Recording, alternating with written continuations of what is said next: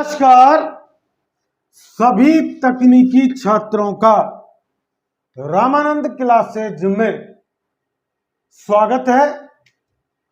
और कल की वीडियो में आपने बेसिक इलेक्ट्रॉनिक्स में दृष्टिकारियों को देखा और मैंने आपको प्रवर्धक के बारे में भी बताया। तो मैं थोड़ा सा रिकैप कर रहा हूं। प्रवर्धक परिपथ, एम्पलीफायर सर्किट। प्रवर्धक परिपथ होते क्या हैं? एक प्रवर्धक परिपथ को कल मैंने आपको बताया था कि निर्मित करने के लिए 4 मूलभूत चीजें चाहिए। तो पहले देखें कि प्रवर्धक परिपथ बनाते कैसे हैं। उसके लिए हमें कौन कौन सी चीजों की आवश्यकता पड़ती है। तो एक तो आपको ट्रांजिस्टर चाहिए, ट्रांजिस्टर। दूसरा आपको एक प्रतिरोध चाहिए, प्रतिरोध।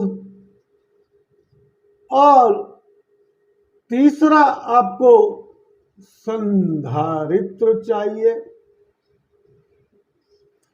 और चौथा एक अग्र अभिनति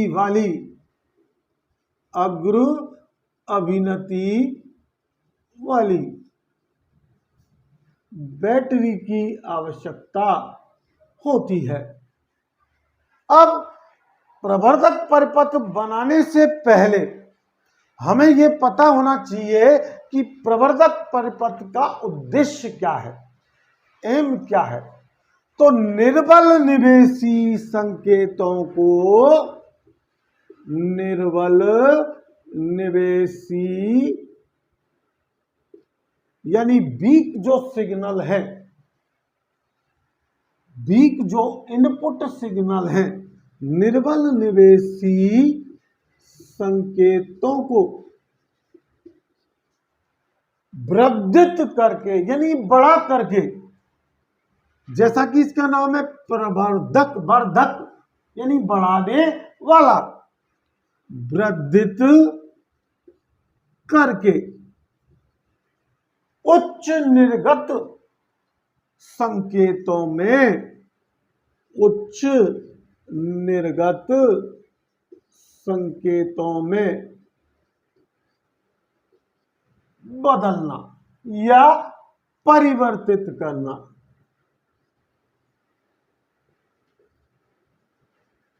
ये एक प्रवर्धक का कार्य कह सकते हैं या एम, उद्देश्य कह सकते हैं हम। तो निर्बल निवेशी यानी वीक इनपुट सिग्नलों को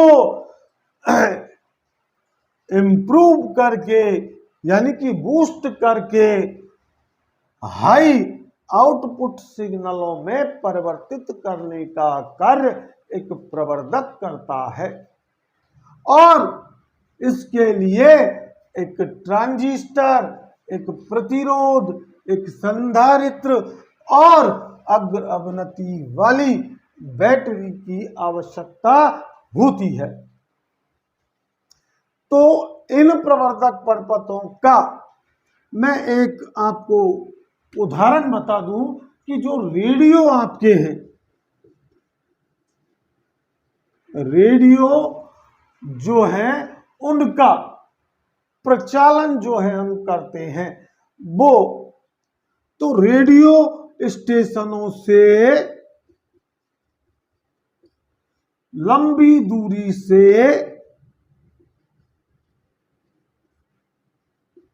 सिग्नल उच्च आवृत्ति वाले छोड़े जाते हैं, जो उनकी चुंबकीय सामर्थ्य कम हो जाने के कारण जैसे जैसे दूरी बढ़ती है उनकी सामर्थ्य कमजोर हो जाती है और रेडियो या टेलीविजन के ऊपर लगी डिश या एंटीना, उसमें लगा हुआ प्रवर्धक यानी कि एम्पलीफायर उन संकेतों को ग्रहण करता है और ग्रहण करके उनको वर्धित कर देता है। तो प्रवर्धक ग्रहण करेगा और उनको वर्धित कर देगा। यानी मान लीजिए 350 मेगाहर्ट्ज की एक स्टेशन से फ्रीक्वेंसी वाले सिग्नल छोड़े गए। अब ये रेडियो सब स्टेशन है और यहां से जहां पर आप रेडियो का एंटीना लगा हुआ है वहां तक पहुंचने में ये सिग्नल आपके 100 मेगाहर्ट्ज तक के ही सिग्नल रह गए। अब इनको एम्पलीफायर बिना वोल्टता और धारा के स्वीकृत कर लेगा और स्वीकृत करके उनको जिस आवृत्ति के वो आए थे उसी आवृत्ति के वहां पर निर्मित कर देगा और जो आवाज यहां सुनाई दे रही थी वही आवाज अब आपके रेडियो में सुनाई देगी। इसी प्रकार टेलीविजनों के आप चैनल्स बदलते हैं तो वहां की फ्रीक्वेंसी के बराबर प्रवर्धक हमारे जो उसका डिश होती है वो निर्बल संकेत होते हैं, उनको ग्रहण करके और वो वर्धित करके और आपके टेलीविजन को उस चैनल को चला देता है live.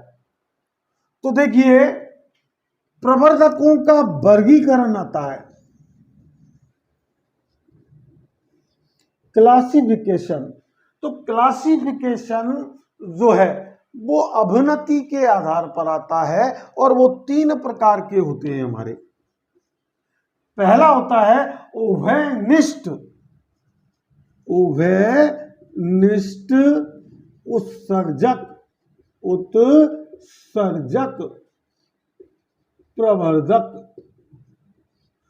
Common emitter amplifier, common ammeter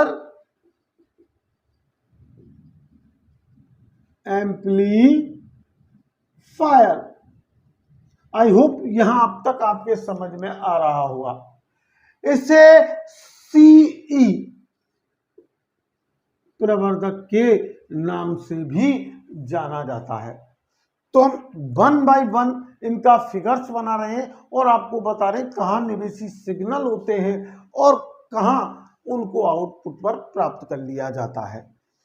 तो ये एक ट्रांजिस्टर है और इस ट्रांजिस्टर के बेस से एक कैपेसिटर जोड़ दिया गया। अब आपके कलेक्टर और एमीटर, ये आपका एमीटर है, ये आपका कलेक्टर है। इन दोनों पर सिरों पर एक एक रेजिस्टेंस लगा दिया जाता है।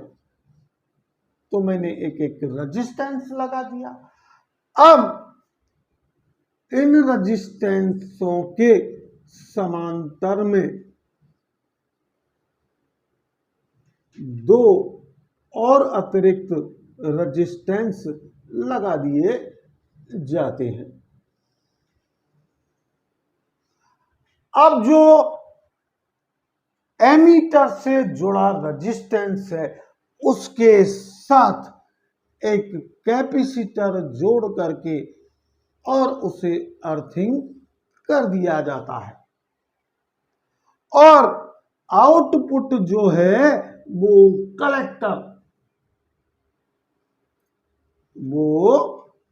कलेक्टर और एमीटर के बीच प्राप्त कर लिया जाता है। यह आपका इनपुट है तो अब मैंने कहा देखिए, एक ट्रांजिस्टर लगा दिया, प्रतिरोध लगा दिए और संधारित्र लगा दिए। अब कौन सी चीज बची प्रवर्धक परिपथ को पूरा करने के लिए? अग्र अवनति वाली बैटरी की। तो मैंने एक अग्र अवनति वाली बैटरी को जोड़ दिया। अब देखिए, इनपुट सिग्नल, एसी सिग्नलों को आधार से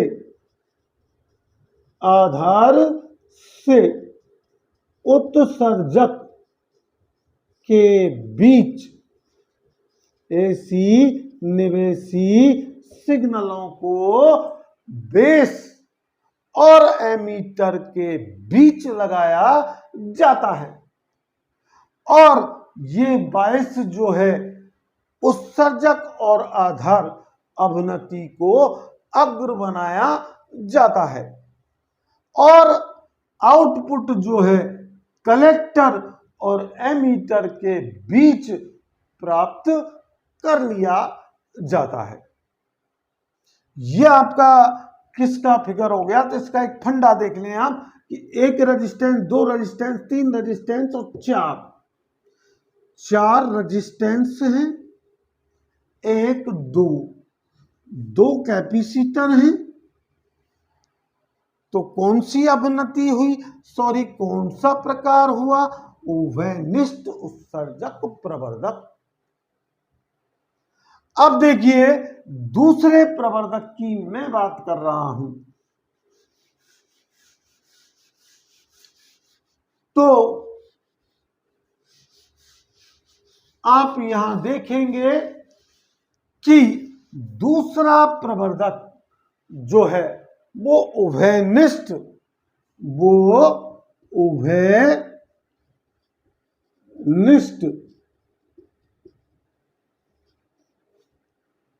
संग्राहक प्रवर्धक, यानी common collector amplifier, common collector amplifier,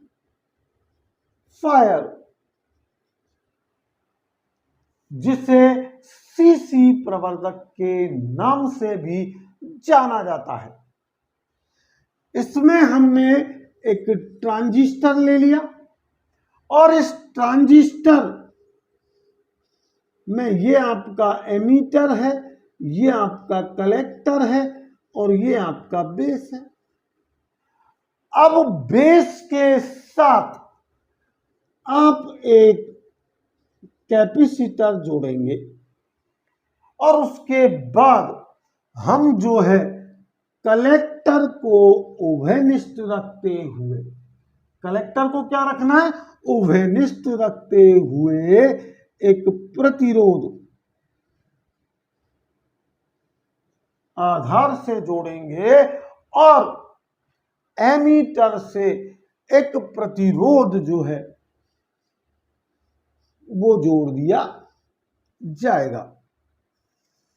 ये मैंने एमीटर से एक प्रतिरोध जोड़ दिया और एमीटर के सिरों पर एक कैपेसिटर लगा करके और आउटपुट यहां प्राप्त कर लिया जाएगा। अब घट क्या रहा है? अग्र अवनति वाली बैटरी जो मैं यहां बना रहा हूं, और ये आपका एम्पलीफायर सर्किट पूरा हो गया।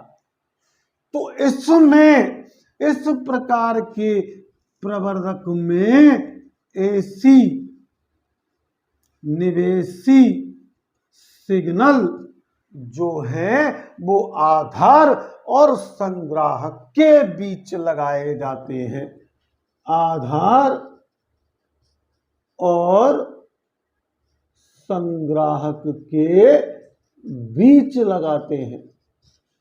कहां लगाए जाते हैं? आधार और संग्राहक के बीच लगाए जाते हैं, जबकि आउटपुट उत्सर्जक और संग्राहक के बीच प्राप्त किया जाता है। उत्सर्जक व संग्राहक के बीच इन सिग्नलों को आउटपुट को हटा दिया जाता है। इनकी धारा अवधि 50 से 500 एम्पियर तक होती है। तो एक प्रवर्धक से प्राप्त वोल्टता, प्राप्त धारा, प्राप्त शक्ति, ये सब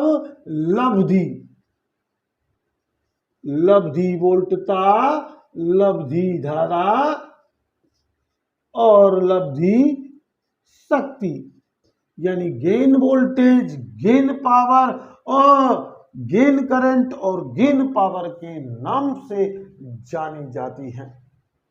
तीसरे, हम जो प्रवर्धक की बात कर रहे हैं, जो अंतिम क्लासिफिकेशन है इसका, उसको देखें आप।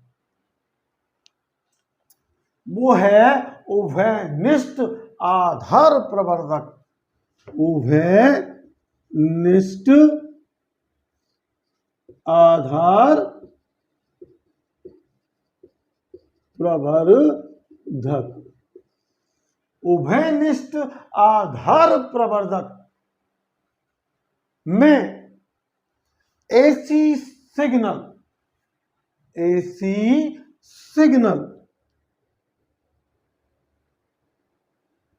आपके एमीटर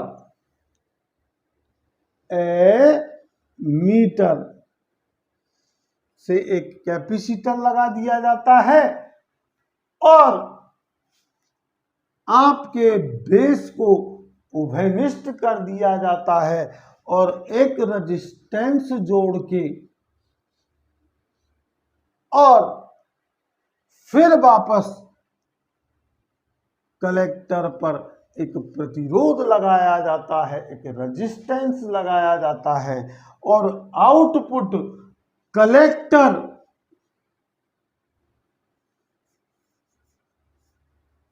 और एमीटर के बीच प्राप्त किया जाता है।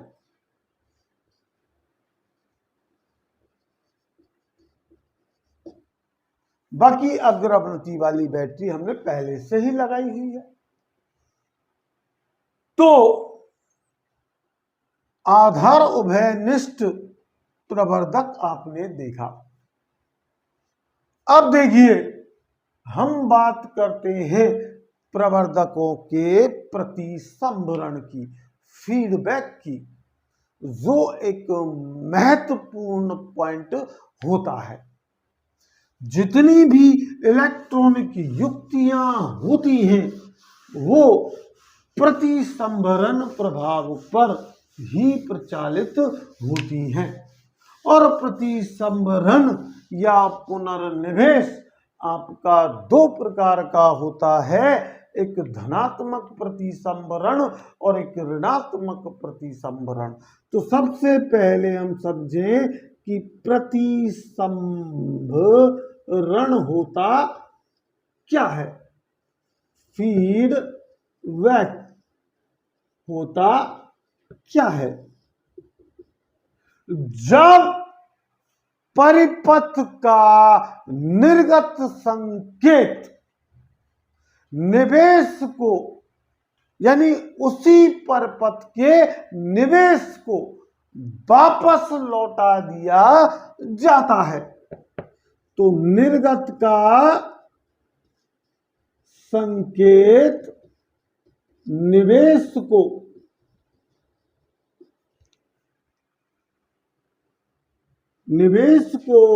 वापस लौटा दिया जाता है।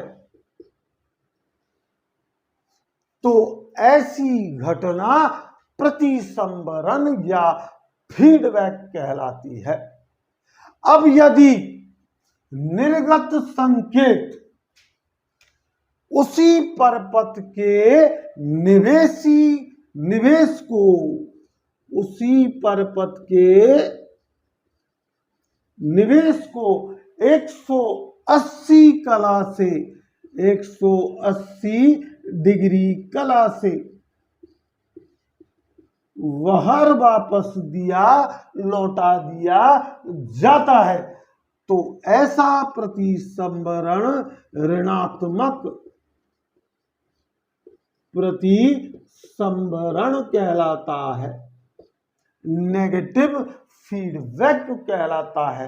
और जिस कला में कोई निर्गत का संकेत आया था, उसी कला में वापस निवेश को लौटा दिया जाता है। तो ऐसा फीडबैक या प्रतिसंभरण धनात्मक प्रतिसंभरण कहलाता है। जितनी भी इलेक्ट्रॉनिक युक्तियां प्रचलित होती हैं, उनमें ऋणात्मक प्रतिसंभरण का प्रयोग किया जाता है। तो ऋणात्मक प्रतिसंभरण के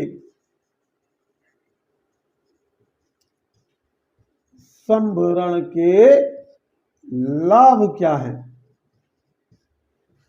तो एक तो वोल्टता लब्धि में, यानी आउटपुट वोल्टेज है, यानी लब्धि वोल्टता है, उसमें स्थिरीकरण प्राप्त होता है। लब्धि वोल्टता में स्थिरीकरण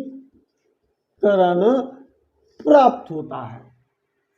दूसरा इसका लाभ है कि प्रवर्धक के जो है निर्गत के विकृति में कमी आ जाती है। प्रवर्धक के निर्गत का अगर विरूपण हो रहा है तो उसकी विकृति में नेगेटिव फीडबैक, निर्गत विकृति में कमी आ जाती है इस फीडबैक के कारण। तीसरा जो सबसे ज्यादा पूछा जाता है कि निवेशी प्रतिबाधा उच्च और निर्गत प्रतिबाधा कम होती है। निवेशी प्रतिबाधा में वृद्धि यानी कि उच्च और निर्गत प्रतिबाधा में कमी यानी कि आपकी निर्गत प्रतिबाधा कम होती है। और एक आदर्श प्रवर्धक की सबसे बड़ी शर्त भी यही है कि उच्च निवेशी प्रतिबाधा और निम्न निर्गत प्रतिबाधा। ये प्रश्न कंपटीशनों में काफी बार पूछा जा चुका है। तो ये हमारे जो इलेक्ट्रॉनिक आइटमों में, इलेक्ट्रॉनिक युक्तियों में ऋणात्मक प्रतिसंभरण प्रयुक्त किया जाता है, उसे AGC के नाम से पुकारा जाता है, ऑटो गेन कंट्रोल, स्वचल लब्धि नियंत्रण। निम्न में क्या कहते हैं इसे? स्वचल लब्धि नियंत्रण। इस प्रकार आपने प्रवर्धकों में, अब प्रवर्धकों के वर्गीकरण और भी किए जाते हैं, class A, class B, class C. तो उनकी विस्तृत जो है, आप अगर आपको मौका मिला डिप्लोमा करने का या इंजीनियरिंग करने का, तो वहां आप इनकी खुल करके व्याख्या करेंगे।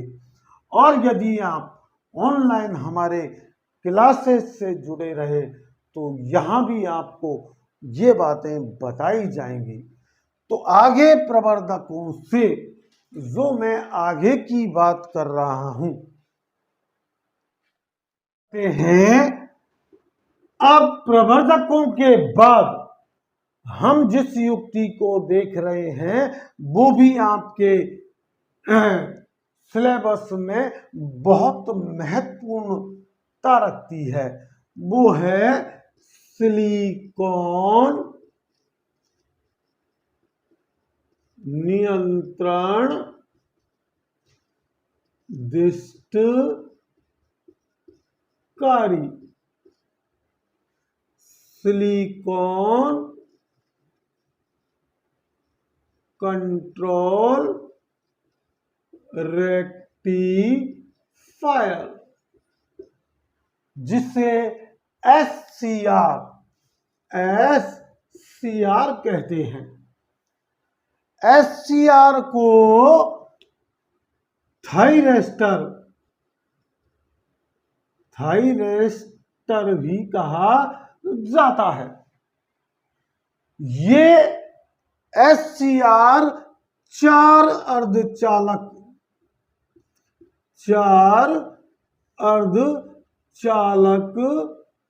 परतों से मिलकर के बना होता है और इसमें 3 टर्मिनल निकाले जाते हैं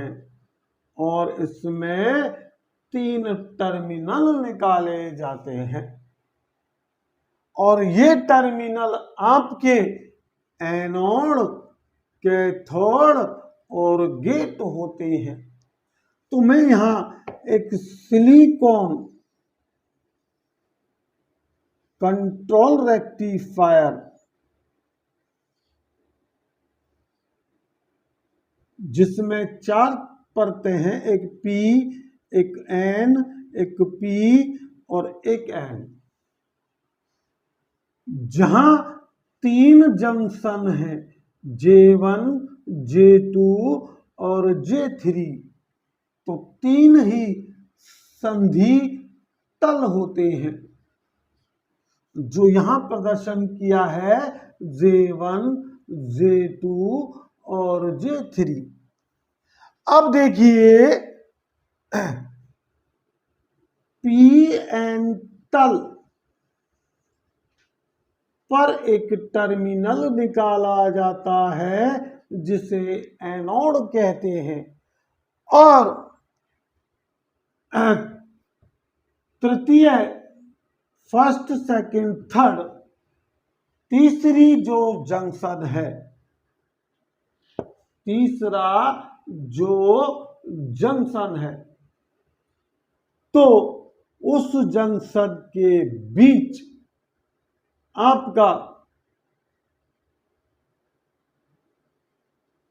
J2 जंक्शन के बीच एक गेट निकाला जाता है और तीसरा टर्मिनल कैथोड निकाल दिया जाता है।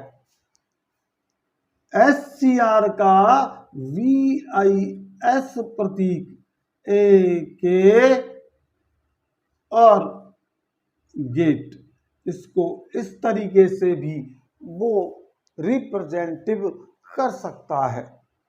तो इसकी कार्य प्रणाली देखें कि जब एससीआर के एनोड को कैथोड के सापेक्ष धनात्मक बनाया जाता है, एनोड को कैथोड के सापेक्ष धनात्मक बनाया जाता है, तो उस समय PN तल अग्र अवनति का होने के कारण इसमें करंट प्रवाहित हो जाती है, यानी एनोड से करंट जाती है।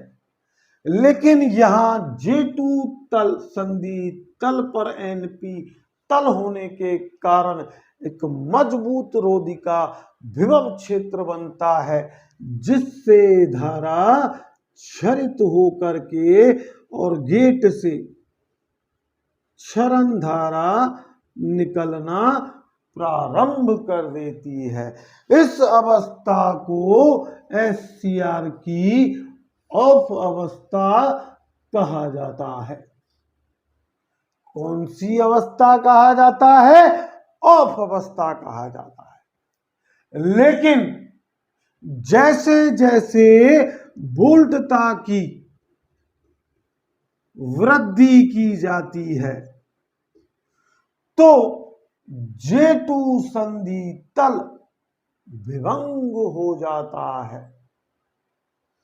तो J2 संधि तल विभंग यानी टूट जाता है और टूटने के कारण फिर PN और PN दो हमारे अग्र अभिनति वाले डायोडों की भांति कार्य करता है और करंट जो है एनोड से कैथोड की ओर सीधा गमन कर जाती है। अगर गेट से भी दें तो यू और इधर दें तो यू। करंट धारा दोनों दिशाओं में संवहन की जा सकती है। ये SCR की अवस्था ऑन अवस्था कहलाती है। तो एक SCR को ऑफ से ऑन करने के लिए जो आवश्यक धारा दी जाती है ऑफ से ऑन करने के लिए जो धारा दी जाती है वो आपकी धारक धारा होल्डिंग करंट कहलाती है और इस होल्डिंग करंट का मान +1 होता है। लेकिन एक SCR को जब वो ऑन हो जाता है यानी उत्तेजित हो जाता है तो उसे पुनः ऑफ स्थिति में लाने के लिए होल्डिंग धारा के लैंचिंग धारा या संवहन धारा 3 गुना धारक धारा के देनी पड़ती है। तो आप इसका उदाहरण ऐसे समझें कि इसका मान भी +1 होता है कि अगर आपको किसी ने कमेंट्स गलत कर दिया तो आप एकदम उत्तेजित होंगे और इतना उत्तेजित हो जाएंगे कि आपकी उस उत्तेजित अवस्था को शांत करने के लिए 3 और व्यक्तियों को आपको शांत करने के लिए आना पड़ेगा। तो एक बार SCR जब ऑफ से ऑन हो जाता है तो उसे पुनः ऑन से ऑफ करने के लिए धारक धारा की 3 गुना धारा लैंचिंग धारा देनी पड़ती है।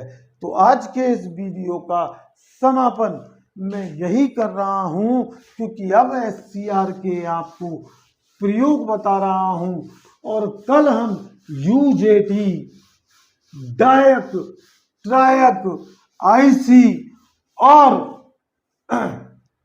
आपके IGBT इत्यादि को कर करके और बेसिक इलेक्ट्रॉनिक्स समाप्त करेंगे और डिजिटल इलेक्ट्रॉनिक्स चालू करेंगे। तो अनुप्रयोग देख लें। अंतिम SCR का अनुप्रयोग शक्ति नियंत्रण में किया जाता है। शक्ति नियंत्रण में किया जाता है। दूसरा आपका उच्च वोल्टता से यानी अत्यधिक वोल्टता से रक्षण करने के लिए भी SCR का प्रयोग किया जाता है। टाइम डिले परिपथ यानी समय विलंबन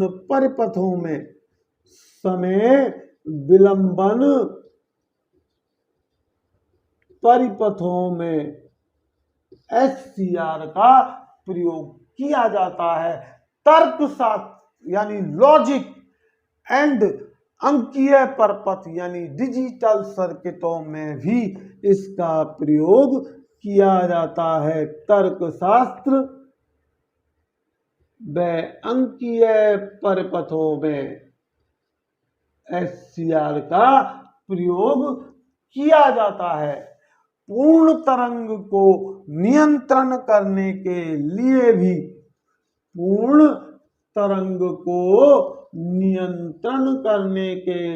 भी SCR का प्रयोग किया जाता है। मोटर गति, मोटर AC या DC मोटरों की गति नियंत्रण करने के लिए भी SCR का प्रयोग किया जाता है। तो अगर आपको ये वीडियो हमारी अच्छी लगी हो, पसंद आई हो, तो ज़्यादा से ज़्यादा लाइक करें, शेयर करें, और जो हमारे चैनल पर नए हैं और क्वालिटी कंटेंट के साथ अपने फ्यूचर को मेकिंग करना चाहते हैं, तो जल्दी से जल्दी हमारे चैनल को सब्सक्राइब करें, लाइक करें और बेल आइकन का बटन दबाएं, जिससे अपकमिंग वीडियोज की आपको नोटिफिकेशन प्राप्त हो सके। तो मिलते हैं थ्योरी के इलेक्ट्रॉनिक्स में अंतिम पार्ट के साथ। उसके बाद हम डिजिटल इलेक्ट्रॉनिक्स लेंगे। और जो टेक्निकल हेल्पर की एग्जाम दे रहे हैं, उन छात्रों से मैं ये कहना चाहता हूँ कि आप अपना धैर्य और विश्वास ना खोएं। आपने जो पढ़ा है उसको कॉन्फिडेंस के साथ करके आए। मेरी शुभकामनाएं आप सभी के साथ हैं। और 1 जून से मैं लाइव क्लासेस शुरू करने जा रहा हूं, तो जितना हो सके आप हमारे चैनल